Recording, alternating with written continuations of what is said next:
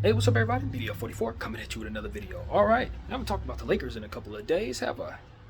Well, that's because the Lakers haven't really done anything in a couple of days. Of course, the conversation has been around Austin Reeves and his first game with the USA basketball team and how he played. Most of what he did best was in the first half, and I missed the first half. Unfortunately, didn't see it, so couldn't really talk about it. But I heard he had a fantastic overall game, floor game, and I'm pretty sure his mentioned beforehand on this channel at some point, they didn't really shoot very well in that game, and so his shooting percentage just was a reflection of that as well from behind the arc. But no big deal. I'm pretty sure the team will get it together. It was their first game out, so um, you know what I was trying to wrap my mind around was why everyone thinks Christian Wood is the best center available. In my humble opinion, he's not. It's PJ Washington. Now, I just did some homework on PJ Washington, have an understanding why the Lakers are probably not looking in his direction. He wants 20 mil a season, and so I don't know if he's going to be able to get that on the market. But from what I understand, the Cavaliers may have some interest in a sign and trade, as to which they may have its money. So I think he would be a great acquisition for the Cavs. I don't know if putting him at 20 mil a year is what I would prefer, but if he doesn't mind being a career bench guy, which he would be in that rotation, um, he could be a hell of a player for them. That could be a really, really strong piece. And so I don't hate the acquisition. Him at 20 mil a season is probably fair for what it is I expect for him to do, especially for a playoff team like the Cavs. Um, so long as they have the role for him, I think they'll love his ascension from where he is now. So, yeah, that's the player I think that's the best center available, who the Lakers are likely not able to pay for unless they want to remove some type of salary that they literally just put together right now. So I don't think it would even be possible. So that puts some real clarity there. You won't hear me speaking about that anymore. So now we're trying to figure out the center position. From what I understand, it's still between Bismack Biyombo and Christian Wood. I haven't really gained any understanding as to why Christian Wood hasn't been signed yet, other than people are just really that far down on him. And that is really unfortunate. But at the same time, I don't think anybody really has a ceiling that goes up as high as his at the center position that's left out there for us uh, in the free agent market. That is, if you want to go overseas and find a prospect, that would be a different story. But for us, it looks like we would likely choose Christian Wood. The question is, does he choose the Lakers? And would it be a good idea if the two come together? Only because of some of the stuff that's been floating around, blah blah blah. But at the end of the day, you just want to go for talent at this point. And I think Christian Wood's position, from what I was listening to on a podcast today, a little earlier, Laker podcast, they were essentially saying that Christian Wood has, in his representation, have a certain way of looking at Christian Wood that may not necessarily be a reflection that everyone else sees when they look at Christian Wood. And so, if that's going to be the case, where he's going to be hard to reason with in regards to what we can ask him to do and what it is that he will allow for us to allow him to do, could be a bit of a problem that we don't necessarily want to sign up for. I don't know if that's not something that you don't find yourself being humbled in the face of in real time. If you're a guy like Christian Wood, when you see how difficult it is to get your market going, it becomes a situation where you be like, all right, I get it.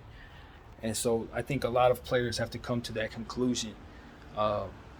And two, you can look at him and say, well, his value probably would have been better if he would have been left to get his normal usage of minutes. And my position on Christian Wood is, I think at this point he might be a little underrated because much of what he does right isn't given much credence to. He is a player who can go out there and give you 30, 35, maybe even 40 points.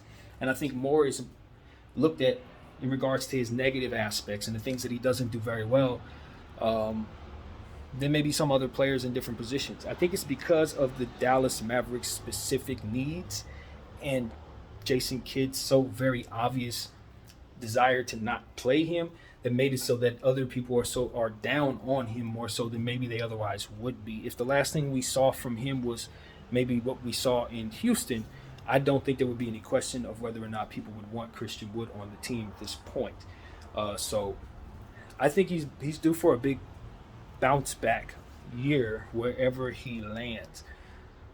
And I think there are some good places for him to go that we haven't considered if for some reason the Lakers don't take him. One of them, for me, is San Antonio.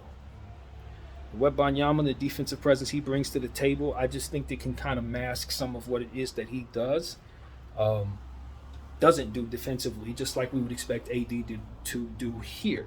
You can say the same thing in regards to the Cleveland Cavaliers if they don't go after PJ Washington. That seems like a reasonable fit for them as well, with defensive bigs in place that they can put on the floor with him. That's really what it's about. You just got to have people on the floor to play defense. Maybe Boston, especially now that we know that Kristaps Porzingis has something going on with his foot that may not be too serious, but is always very serious. And we're talking about Kristaps Porzingis, especially with the role they're expecting him to have. So I could see the Celtics maybe saying, hitting the panic button, just saying, just give me another big, just in case. So those are teams that maybe no one's thinking about. Christian Wood can go to. Maybe even the Heat as well. I don't think there are too many teams. Now that I'm starting to think about the piece that he is, I don't think there's too many teams that don't have a defensive piece that need some scoring that shouldn't be looking at him. The Heat should definitely be looking at Christian Wood low-key. It's actually the type of piece that they should probably want, even though they have a certain way about them. Heat culture. And he may not fit that. At the end of the day, if people can just respect that he really needs a lot of help on the defensive end, and to showcase his offensive talent, I think they'll get the most out of Christian Wood. I don't think you have to overthink this thing. You just have to understand that he's very deficient defensively and very efficient offensively. Can't speak right now, but I'm going to get it right. So that's really what I have to say about Christian Wood. Maybe other players that you don't look at as you do with him in regards to his weaknesses. I think that's what it is. There are players who have defensive weaknesses and have offensive strengths, and maybe for some reason we just allowed him to get away with it. No problem. And with a guy like this, it's like, oh no, not him. And so that's really what it's about. It just came down to him being showcased that way in Dallas when they really needed a center. And so, yeah, I'm not down on Christian Wood at this point, because I know we can get him probably for a price tag that doesn't make any sense for what it is he can actually do. Everybody's talking so down on him to now it's just like, oh, just bring him in. And you don't even have to ask him to do too much, because at this point, if he doesn't do anything, it's not like you expected anything to begin with. So that's kind of where we're at with him. It makes no sense not to sign him for pretty much anybody. If they can get him at the price tag, it looks like he's going to have to sign for it. And so for me, I'm putting two and two together. Listen to what I heard on the podcast. They were saying that he has this mentality about himself, that he believes himself to be a star, even though he hasn't necessarily shown that. Coupled with what we're seeing right now, one would think that this player is going to come in with a chip on his shoulder. With all this going on, the way he's been spoken about, it just stands to reason that he's going to come out with some fire. And I don't know if that means he's going to help himself to more defensive principles, to understand that whatever needs to be done, to prove himself on that end, which should be the only thing he's thinking about this summer. But honestly, just coming in looking to score, doing what it is that he does best. I expect a lot of two-hand jams. I tell y'all, that's really what he does. He dunks the ball, man. You just get him the ball in the paint, and he's going to two-hand jam it, and you put him in a dunker spot, as they say. So that's really where I see him being able to get really a lot going. And then from there, inside out. Once he sees a couple dunks go down, his three-point shot, he's a legit shooter. So you just got to put him in situationally and respect his deficiencies. We got Vando, we got AD, we got Castleton, who plays defense with some hustle to him. You got the guards surrounding him. Make sure those are defensive players and forwards as well. And I see it. I see why people are looking toward bringing in Christian Wood. I am on board with bringing him in at this point, now that I know what's up with PJ Washington. And of course, Bobo's long been off the board. I don't think this is going to be a problem for us at this point, now that I see what our roster fully is.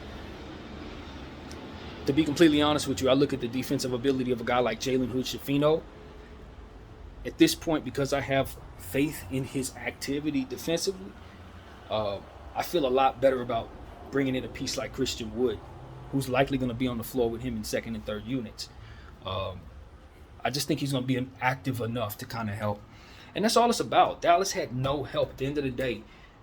This is a Luka Doncic show, and we know Luka Doncic doesn't play defense like that. I mean, Luka's going to He's going to put a body on you. He's a genius basketball player. But at the end of the day, what he does is cook you on that side, offensive side. So you have him running the show no matter what. He needs to be on the floor. It's like you can't let your big not be a defensive player. For us, as I've already told you, we got these guys to play defense around him. It's not going to be a problem for him to kind of mess up a defensive play because we got weak side help everywhere. And so that's what I like about the situation. Also, something else that was on my mind, and of course it's like, all right, you really going to say this? Of course. But as was mentioned on the same podcast earlier, Laker Nation, go check those guys out. It was the Kaminsky brothers, to be exact, who I was watching, not the Laker Nation. I'm sorry, my mind is everywhere else where it should be. To give those guys credit, I'm taking this from them. Essentially, what you can do, their guest let us know that Kyrie Irving can be swapped for Rui Hachimura and D'Angelo Russell's contracts if that was something that the Lakers were inclined to do. Now, for me, I would have no problem making that trade at some point if for some reason it makes sense for us to do it. Right now, I don't think it makes sense for the Lakers to do that. Why? Because Rui Hachimura, I ain't really ready to let go of Rui Hachimura. I wanted to re-sign him. I think he's an important piece to what we're doing. I ain't going to just throw him into any old trade. No disrespect to Kyrie Irving, but certain things need to play themselves out before I'm ready to just give up that piece. I know better. Even though I don't want to overrate him, because I know he does have some deficiencies, and I don't expect for him to be as efficient as he was. But at the end of the day, with the aggressiveness that he has, the only way I would really worry about Rui Hachimura is if he turns out to be an injury-prone player. If he can stay healthy and relatively, similar to what we just saw, you don't give him up a $50 million contract, 4 years. No, you don't. Nope. Hell no. No. Not with this market. No, you keep that contract. So it's all about that. Now, if he turns into an injury-prone, because he did have those concerns in Washington, then that would make me feel a bit more loose about letting go of Rui Hachimura and trade. But otherwise, I need to keep the young fella here because this is where he's getting his start. Washington, with all due respect, they didn't give him really the opportunity to really showcase who he wants to be. Here, he's going to establish that, and I think he's the right type of guy to want next to a Kyrie Irving in an offense, not necessarily somebody I want going in any trade. So we would have to try to think about that, to be honest with you. And on top of that, I think if I'm Dallas, I'm going to want a draft pick or pick equity in that, and I'm going to want not to give up any first-round picks in any deal for Kyrie Irving. Based on age for me, man, I just don't believe in giving up picks for older guys. Now, Kyrie is a very special older guy. Don't get it twisted, man. Do not let me speak to you as if Kyrie is not one of those type of dudes that you need to respect in this way. But at the same time, we do respect price tags because at the end of the day, what the risk could be is always injury. So once you acquire a guy for the wrong price tag and it goes completely to the wrong way, then you've made the worst mistake for yourself. So you got to make sure the price tag on everything makes sense. You got to make sure you're not giving up guys who are like Rui Hachimura if they're going to, without really knowing what it is that they can actually bring to the table. Essentially what I'm saying to you. So I'm one to believe that if Rui has a healthy season, then he's going to prove himself to be a player that you don't want to trade. And so that's what I expect to see from him this upcoming season. Now, on the other hand, I respect what this means for LeBron James, bringing in Kyrie Irving for his championship opportunity. He would be pushing for this. And, it makes sense to acquire Kyrie Irving, man, for a plethora of reasons if, and I'm saying this, if for some reason we get off to a slow start with our guards and it costs us wins, or if we get some injuries, issues, then you start looking around and saying, okay, this isn't working out. Maybe the season's slipping away. I could see the team maybe pulling the trigger on doing something like that for LeBron James, so long as it doesn't cost us other equity. If it's just what the salary cost would be, I think that's what it really comes down to. And if we're talking about Dallas, they're gonna want draft equity, and so, or they're gonna want some stuff we're not gonna want to give up. So I just don't see it being an easy trade to make for the Lakers at all, because you got to understand what you're dealing with. That's Mark Cuban. He always tries to stick it to us. So when you're talking about trying to get Kyrie Irving from us, you best believe he's going to want more than what Kyrie's going to be priced at. And so, and plus with the history and with who's here in regards to just the overall consideration of who would want Kyrie around and who wouldn't, I really think the Lakers would probably lean toward not bringing him in. But for LeBron James, maybe they do it. And that's really what I wonder. I just wonder. For LeBron James, they may do it. And so that's what it really comes down to. I think I would tell the Lakers that when you put Kyrie Irving in uniform, you have one of the greatest players ever play on the floor. You have somebody that automatically, if he can just have healthy seasons, is going to earn his way up into your rafters just off his talent alone. And I would not dare step into Kyrie Irving's mind in regards to what matters to him or what doesn't. All I can say is in listening to him, I think that putting on this uniform means something different to him in regards to his just him, how he views the Lakers, how he views his relationship with Kobe, how he views just the Mamba mentality and just overall the image that he would want to uphold putting on this uniform and what it means for basketball players to do so, winning and what it means to just ultimately be a Laker. It means something to Kyrie Irving, I think. And so I don't know if it's a dream of his. I never heard him say he's a Laker fan, but I do think that he wants to put on this uniform, and I think he wants to win a championship here with LeBron James, and I think he thinks he can do so. And I don't know if I do not speak to understanding if he believes that in Dallas right now. What I can say is I think Dallas has a good chance to shock some people with the pieces that they have, so long as everybody who they drafted stays healthy and plays well, because that's really what it's about. They're leaning in on the defensive aspects of rookies to kind of help mold their defense, coupled with some good acquisitions that they made that I think has made them a solid team. I really like what Dallas has, but I don't love it. And so I don't know if he believes in it. And I don't know if Luka Doncic really does either with the fit. I don't know. But I know having Kyrie Irving on your roster means you have one of the best players in the world, and I don't think they should take that lightly, just like we shouldn't in acquiring him. But at the end of the day, he is over 31.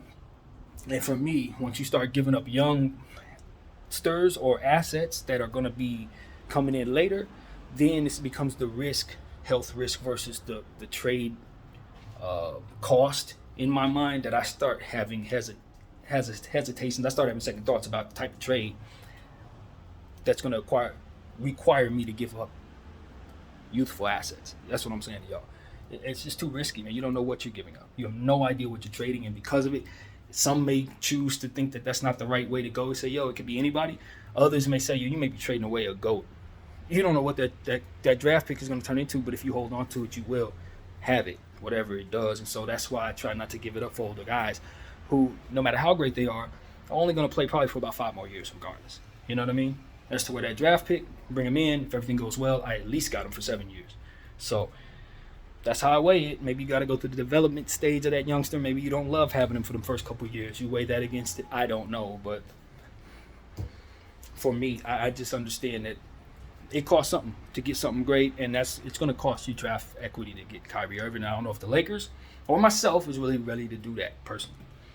But Kyrie Irving is worth that just the same to us and everybody else, and I think Dallas could have a really big year so long as they stay healthy. I think the injury risk may make it worth it to the Dallas Mavericks to shop Kyrie Irving.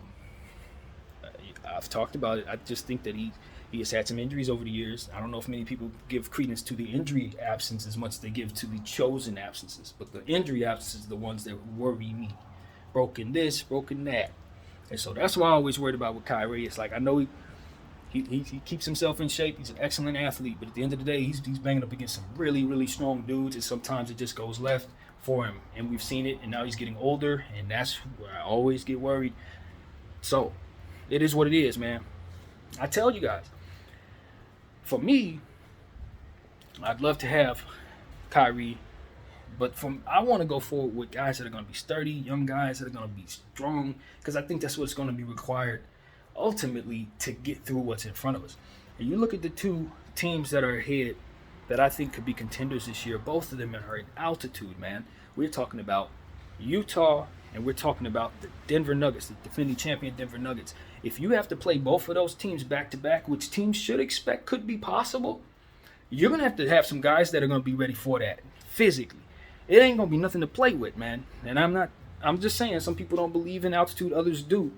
I listened to Shaq. He told us it's a real thing. I'm gonna go with what he says. So we need to make sure that the people that are in place, not to say that Kyrie Irving isn't. In fact, he probably is somebody you would trust to be in that type of shape, do amazing things there. So don't think that I'm considering that. But we're just talking about guys. You know, we had that issue with going up to Denver and just not being healthy. We gotta be healthy. That's essentially what it is. And I think right now, without giving up Rui Hachimura and D'Angelo Russell, I think we're more likely to be healthy than if we let those guys go and bring in Kyrie Irving and the lean that puts on the rest of the roster afterwards. I really think that. You just want that extra Rui Hachimura body in there, keeping everybody, all of those forwards, as healthy and as strong as they're going to be. You remove him and you only bring in a guard and you're letting go of D'Angelo Russell. You're bringing in a shorter person and you're letting go of height, switchable height. Kyrie's a hell of a player, so you're going to consider it. But from a basketball standpoint, I need to know that we can supplement that height. So that's what it is. Cam Reddish going to come off and play really well this year. Are we going to call up the forward fudge possibly, or of course give opportunities to the youngster that we got in the second round? If they all play well, then maybe you're like, all right, we have to move forward so that we can create space for these guys to flourish, as to which you say, okay, maybe we can move Rui in the trade like this.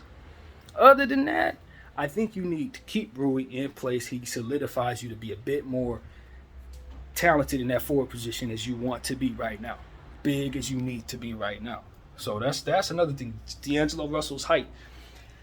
That's who I want to talk about before we leave out of here. I think there's a good chance we see a better D'Angelo Russell this year for sure, just because I think he's needed the time off to kind of work on his health, just overall to get back in to game shape and overall just be able to work on those calluses. We talk about all the time when mentioning him that really hasn't been used as an excuse at all by him. And so I give him credit. I've talked a lot more about it than I've ever heard him speak about it at all. So for us to know about it just speaks to hopefully him being able to finally get everything straightened out with that, and so that he can finally get back on the court and be himself. That's really what's holding him back, I believe. And so if that's going to continue to be a problem, then we will continue to have him miss games. So we need to expect that. We need to understand that, and hopefully he's in a good space with it. Far be it for me to know. No clue. But, that I think the offseason can't help but be good for this. That's basically what it comes down to. And anybody else's injury issues, for that matter, that may be present. So hopefully what isn't present is burn on my wings, because if those who've been following my day know, I am trying to eat bad for the first time in a long time. Hopefully it goes well for me, but got some wing stop here, and I do not want it to burn. So yeah, we're doing well there, and we're doing very well here. So basically, that probably should conclude my video. Is there anything else I want to say about the Lakers? I'm sure there is, because there was more to talk about. By the way, nothing to do with Laker related. Well, it kind of is, because this is one of our guys. But congratulations to Josh Hart. I believe he got $84 million, 4 years, $84 million. I think that's what it was. Might be 86. I don't remember the number, but he's in there. He got paid, man. Just so congratulations to Josh Hart with the New York Knicks. Gets the extension. What I think of that, if you care, if it's a Laker video, but I don't hate it, because they have a Villanova thing going on, and we know that they want to solidify putting all those Villanova guys together. DiVincenzo himself, and of course Brunson, and somehow they're going to try to get Bridges there over the next 4 years. I do believe they're going to try to get him to cross the bridge to go to the Knicks and make that a full thing, man. That would be really cool, by the way. But nevertheless, that's just my hunch. I hadn't heard no rumors of that. I'm starting that myself. I'm sorry, Brooklyn. But it is what it is. I think Josh Hart makes sense because everybody else is at that same category in regards to the length of their contracts. So it's like if you give him that length, you got them all pretty much becoming a free agent at the same time. Might not be the worst thing in the world. I don't think that has a championship ceiling, but they are a very deep team with a lot of good guard play, a very good guard play. The question is, are they going to find room for all those guards, or are they going to be running some small ball lineups? As to which, does that make them better, given the fact that they use a lot of bigs in their situation? But they did get rid of Toppin, so it is what it is. But they do have some good bigs, man. And Josh Hart is going to help solidify what he does from the guard position. But we know he likes to rebound the ball and kind of get mixy in the paint sometimes too. So he's almost like having a big down there sometimes. But He gets his bag and hit some left-handed three-point shots that day too. I saw that online. Shocked the hell out of everybody. How he beat, who did he beat? I want to say it was some shooter. I don't remember who it was. It was a hell of a shooter. It was Steph Curry or somebody. I don't know who it was that he beat, but he beat them shooting left-handed threes. So, yeah, that's what Josh Hart's doing these days, and getting paid on top of it. So, yeah, that's what I gotta say, man. Gotta go eat some wings and listen back to all this stuff I've been doing all day long on this channel. And I hope you guys are enjoying it as much as I am. My name is BDL44. I'll thank you all for watching.